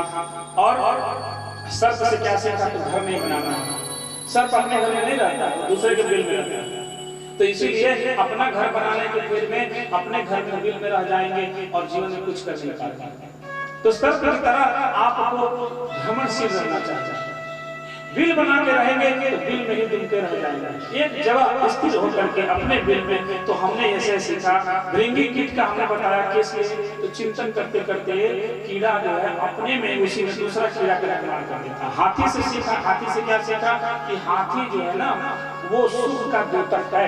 हाथी अपनी हथेली के ऊपर सूंड रख देता है और उस सूंड रखने से उसे बड़ा आनंद की प्रतीति होती है। वो काम का प्रतीक है। मनुष्य जो है वो विलासिता में केवल स्त्री के पास रहने से ही उसे सुख की अनुभूति होती है। वो हाथी को फंसाने के लिए जो है नकली हथनी रख करके गड्ढा खोद करके और घास रख दिया जाता है और दिखाया जाता है देखो वहाँ हथनी है जो तुम्हें बुला रही है। हाथी दौड़ता हुआ मतवाला होकर जाता है और उस गड्ढे में गिर जाता है, हाथी पकड़ लिया जाता है। तो हाथी की तरह काम के अधीन नहीं होना चाहिए। संसार से इस बात का उन्होंने ये सीखा कि शरीर को हमेशा हाथी की तरह नहीं बनाना चाहिए। लोहार से उन्होंने सीखा। लोहार से क्या सीखे? तो लोहार से सीखे कि वो लोहार जो है ना, वो राजा की बारात जा रहे थे, वो अपना मथनी चला रहा था। उससे किसी ने पूछा कि तुम जो है राजा की बारात जा रही है और तुम यहाँ अपना काम कर रहे हो, कुछ देखा बारात जा रही है? तो हमको बारात से क्या मतलब, हमने कुछ नहीं देखा। तो मनुष्य को अपने काम में एकाग्रता लानी चाहिए कि दुनिया में क्या हो रहा है इससे मतलब नहीं। आप भजन कर रहे हैं इससे मतलब रखिए, दुनिया भजन कर रही है, अपने काम में एकाग्रता। तो ये जो है 24 प्रकार के गुरुओं को उन्होंने बताया। इसका उद्देश्य यही था कि भगवान में आप प्रीति लोगों को देख करके अनुसरण में लगा सकते। इसके बाद से एक सत्संग हुआ। सत्संग में दुर्वासा आदि ऋषि आए और दुर्वासा आदि ऋषियों ने जो है विचार किया कि तो भगवान जाने वाले हैं और भगवान जब जाने वाले हैं तो इस लोक का क्या है? तो जामवंती का पुत्र है साम। उस साम को यदुकुल कुमारों ने क्या किया कि पेट में कपड़ा बांध कर नमन करते हैं, प्रणाम करते हैं। नवनीतम यथा दुग्धम दानीतम सरसम मधु तथा भावतारे तत परिशिष्टम पुनर्यतम। नमो धर्माय महते नमः तुष्टाय वेदसे ब्राह्मणेभ्यो नमस्कृत्यं धर्मानमक्षे सनातनम्। अंत में परिशिष्ट में कहा गया है कि मनुष्य में और पशुओं में एक ही समानता है, एक ही असमानता है, बाकी सब समानता है। क्या चीज? आहार निद्रा भय मैथुनम च सामान्य में तत् पशुभी निर्णाम धर्मो हि तेषाम् अधिको विशेषो धर्मेण पशुभिः समाना। एक पशु धर्म नहीं कर सकता, एक काम मनुष्य ही कर सकता है धर्म का काम। बाकी आहार मतलब भोजन, निद्रा मतलब सोना, और भय डर होना, और मैथुन में रचना क्रिया, ये पशु भी करते हैं, मनुष्य भी करते हैं। क्या नहीं कर सकता पशु? धर्म क्रिया। धर्म क्रिया मनुष्य करता है, और जो मनुष्य होते हुए भी धर्म क्रिया न करके केवल पशु वाला क्रिया करता है तो वो पशु ही है। सुखार्था सर्वभूतानां मता सर्वा प्रवृत्तयः सुखम च तथा विना धर्मात् तस्मात् धर्म परो भवेत्। इसलिए जिसको सुख चाहिए, क्षणिक नहीं हमेशा के लिए, उसे धर्म क्रिया में निश्चित ही लगना चाहिए। और संदिग्धे अपि परिलोके कर्तव्यो धर्म संचयः नास्ति चेत् नास्ति नो हानिर्चेत् नास्तिको हतः। जिस नास्तिक को, जिस अधर्मी व्यक्ति को लगे कि इसके बाद कोई लोक नहीं है, जो है यही है, उसके लिए ना तो ये लोक है ना परलोक है। नास्ति चेत नास्तिको हतः, उसका यह लोक भी नष्ट है और परलोक भी नष्ट है। क्योंकि व्यक्ति के मरने पर, शरीर के टूट जाने पर एक चीज उसके साथ जाता है, वो क्या है? धर्म। तम विद्या कर्मणि मन्मारभते। जो मनुष्य अपने आत्मा को विद्यावान बनाया है और जो उसने कर्म किया वो पुण्य रूप में उसके पीछे पीछे जाता है। धर्मानुगच्छति जीव एकः। जो जीव के साथ एक चीज जाती है वो उसका अच्छा किया गया कर्म, अच्छा किया गया धर्म। क्योंकि जो यमदूत आते हैं तो यमदूतौ तदा प्राप्तौ भीमौ सर्वशिक्षणौ सदृष्ट्वा प्रसहृदयं सकृन्मुद्रं विमुच्यति। जब यमदूत आकर के खड़े होंगे ना महाराज, तो कहते हैं कि सकृन्मुद्रम, उसकी विष्ठा और मूत्र निकलने लगेगा यमदूतों को देख करके। किसका नहीं निकलेगा? तो जो व्यक्ति धर्म किया है इस जीवन में। यमदूतों तदा प्राप्त, जब यमदूतों को देखेगा तो उसका जो है वो सब विष्ठा और मूत्र आदि विसर्जन होने लगेगा और डर के मारे कांपने लगेगा और कहेगा कि अब मैं जाना नहीं चाहता। वो जीव भागता है और जो धर्म किया रहता है वो जीव कहता है गोविंद हम ले चलो, उसको यमदूतों से कोई भय नहीं। इसके अलावा क्या कहते हैं कि ध्रियते अधपतनं पुरुषो अनेन इति धर्मः। धर्म की परिभाषा अंत में वशिष्ठ भाव में देते हैं कि जो धारण किया जाए वही धर्म है। अब जो धर्म किया जाए धर्म है, इसका मतलब जो आप कदाचार दुराचार धारण किए वो आपका धर्म है? नहीं, वो धर्म नहीं है। वो आप धर्म मान लिए हैं। इसलिए मान लिए हैं क्योंकि आपको भक्ति से कोई लेना देना नहीं है। आप इस संसार में यावत जीवेत सुखम जीवेत ऋणम कृत्वा कर्तव्येत बस्मी भूतस्सदेहस्या पुनरागमनम्। ये मान के चलते हैं कि इस शरीर को तो नष्ट हो जाना है। जो है खूब मजा करिए, खाइए पीजिए, कर्जा लीजिए, ऐसे आराम करिए।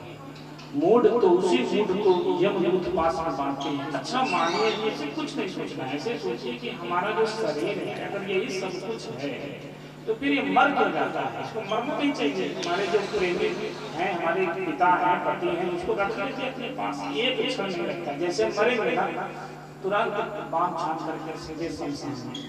कोई प्रेम नहीं। कोई लाश को चुपता है, प्रेम करता है? नहीं। हटाओ हटाओ, उसमें तो लोग सेंट मार मार करके उसकी बहुत बदबू कर रहा है। जिसको 2 मिनट पहले आप इतना प्रेम कर रहे थे उसी को हटाना है। इसीलिए इसको हटा ही नहीं। धर्म ये धर्म के ही एकमात्र उपाय है इससे बचने के लिए। क्योंकि जिस व्यक्ति ने धर्म किया है, अब मैं और भी रहस्यात्मक बात बता रहा हूँ, नहीं बताना चाहिए लेकिन बता रहा हूँ। जो व्यक्ति जो सात्विक है ना, उसको सेंट मारने से पहले ही उसके मरण हो रहा हो उसके पास चले जाइए। जो व्यक्ति जीवन में बहुत सत्कर्म किया है, अच्छा किया है और वो मर रहा हो या मर गया हो तो तुरंत उसके पास जाकर देखिए। उसके शरीर से दिव्य सुगंध निकलती है। जो व्यक्ति पापी है, कुलाचारी है, उसको मरने के बाद देखिए आपको घृणा हो जाएगा। अभी तक जिसको आप प्रेम कर रहे थे ना, उसी से उसकी लाश को देख करके जुगुप्सा होगी। जो 9 रसों में जुगुप्सा रस है, वो जुगुप्सा होगी। यही पहचान है उचित और सुचित धर्मों का। जिसने सुचरित अपनाया जीवन में उसके शरीर से सुगंध आती है, और जिसने उचित मार्ग अपनाया उसके शरीर से जुगुप्सा से बदबू आती है। ये साक्षात पहचान है, धर्मा व्यक्ति की पहचान है। आगे क्या कहते हैं कि सत्पाप वृद्धा भवेत् पुंसो धर्मो मद भक्ति लक्षणम। और ये धर्म मद भक्ति लक्षणम मेरे भक्ति करने वाले भक्त में ही दिखाई देगी। ये गारंटी दे देते हैं भगवान कि जो मेरा भक्त नहीं है उसमें भक्त के लक्षण, भक्ति के लक्षण नहीं रहेंगे, चाहे कितना आनंद। अपूज्या तत्र पूज्यन्ते पूज्यानां च व्यतिक्रमः त्रीणि तत्र प्रवर्तन्ते दुर्भिक्षं वर्णनम्। जहाँ पूजनीय की निंदा होती है और जो पूजनीय नहीं है उसकी पूजा होती है, वहाँ 3 चीजों का प्रतिफल होता है। क्या चीज? दुर्भिक्ष हो जाएगा, वहाँ अकाल पड़ने लगेगा और वहाँ हमेशा भय रहेगा। उस परिवार में उस लोगों को डर रहेगा ये न हो जाएगा, उस प्रशासन में उस संस्था में रहेगा कि कुछ हो ना जाए, कुछ हो ना जाए। और तीसरा क्या है? मरणम, और मरण होगा। अकाल मृत्यु उस घर में, उस परिवार में, उस संस्थान में, उस जिला में, उस क्षेत्र में होती है।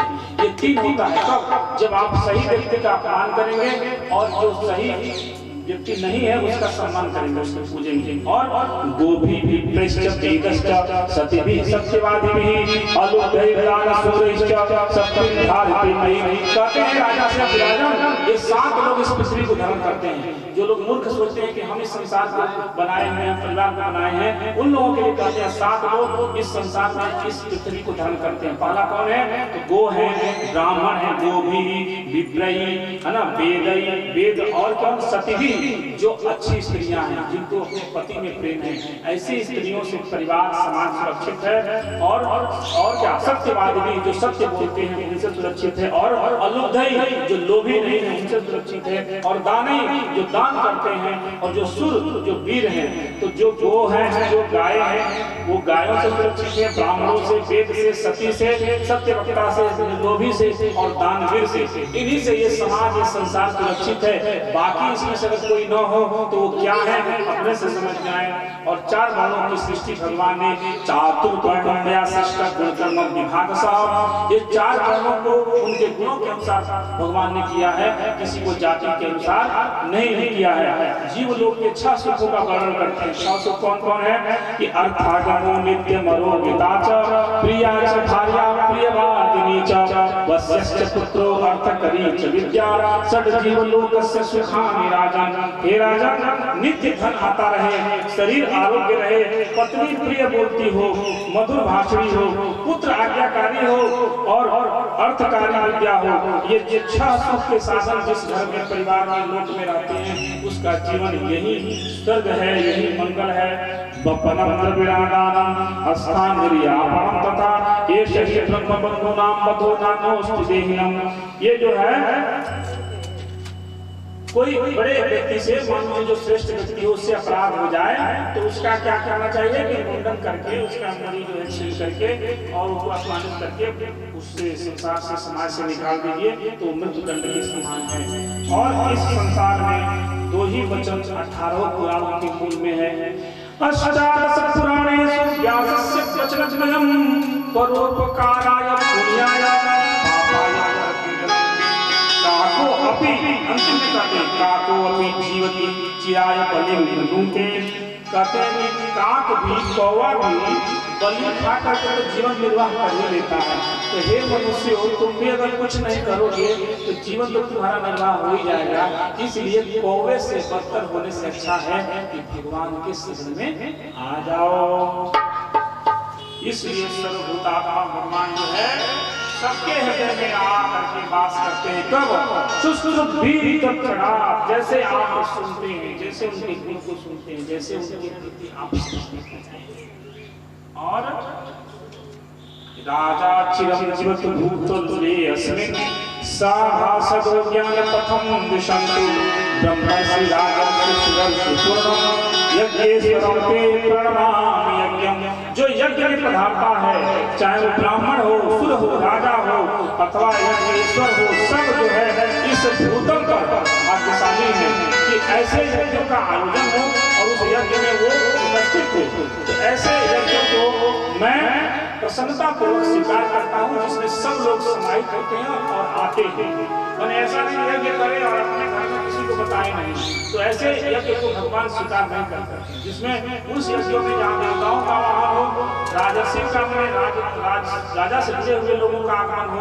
हाँ, राजर्षि मतलब प्रशासन और सभासद ज्ञान पथम ज्ञानी लोगों का आगमन हो, राजर्षियों का, ब्रह्मर्षियों का, ऐसे लोगों का आगमन जिस यज्ञ में होता है उस यज्ञ का मैं साक्षी होता हूँ और उसका फल झटिति देता हूँ, मैंने जल्दी ही देता हूँ। और इस प्रकार आकाश्य अष्टमी भागे विमाने पार्षदैः तदर्श पितरम राजा दिव्य तेजो विभूषितम्। ऐसे यज्ञकर्ता को क्या होता है, वह दिव्य विमानों से और भगवान के पार्षदों के साथ कर्म होने पर वो लोक में वैकुंठ में भगवान शरण देते हैं। आनंद संपलवे लीलो वास्तव परितलोचना ननाम सत्या चैनन स्मरण नारायण हरि। इसीलिए हमेशा नारायण हरि का स्मरण करें। मार्कंडेय जी को उन्होंने वही वट वृक्ष में काल्पनिक प्रलय दिखा करके और उन्होंने दिखाया था। आइए भगवान का मंगलमय आरती करें। ओम जय जगदीश स्वामी Hare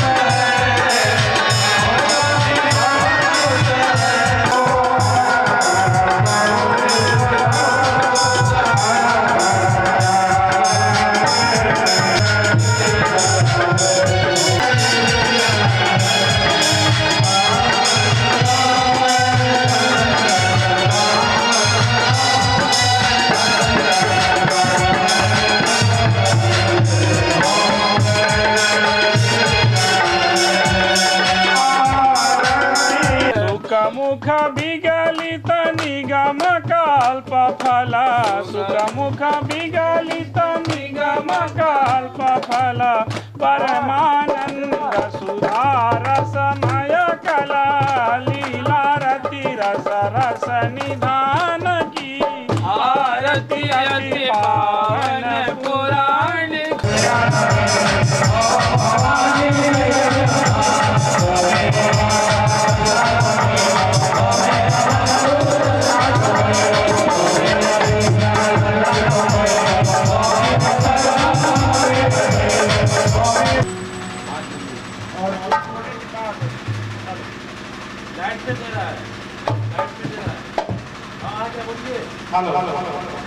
अब एक विदाई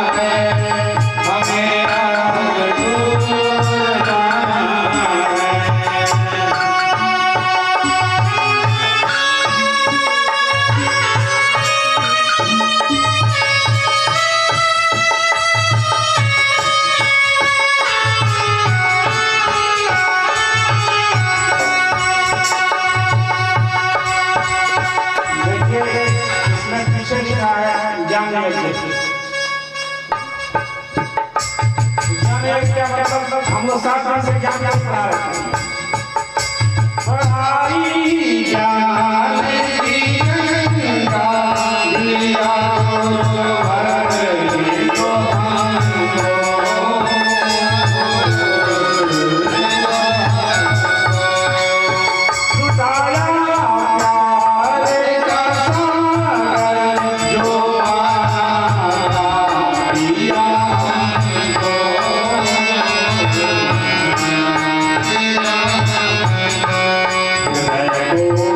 Oh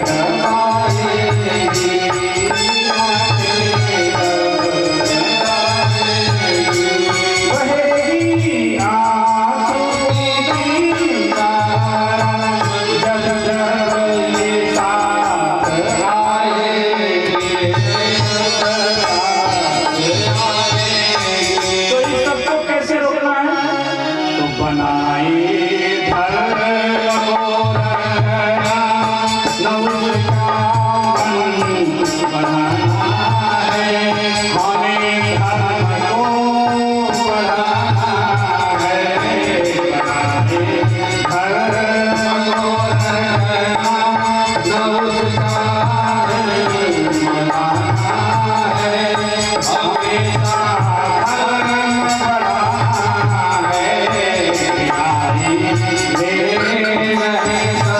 रहे सबसे हमें अब और जाना है हमें अब और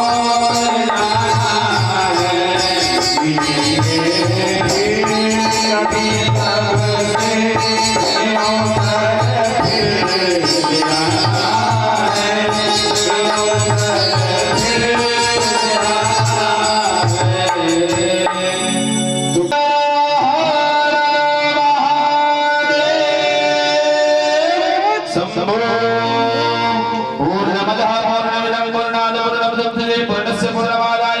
मेरे कभी सबसे चलिए एक समूह समूह आ जाइए वेद पुरुष में है।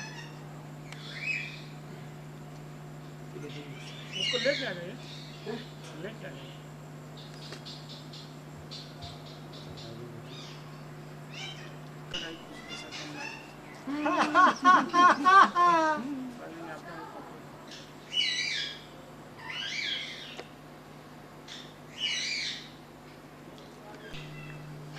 आप आइए ना आपको तो एकदम आना है।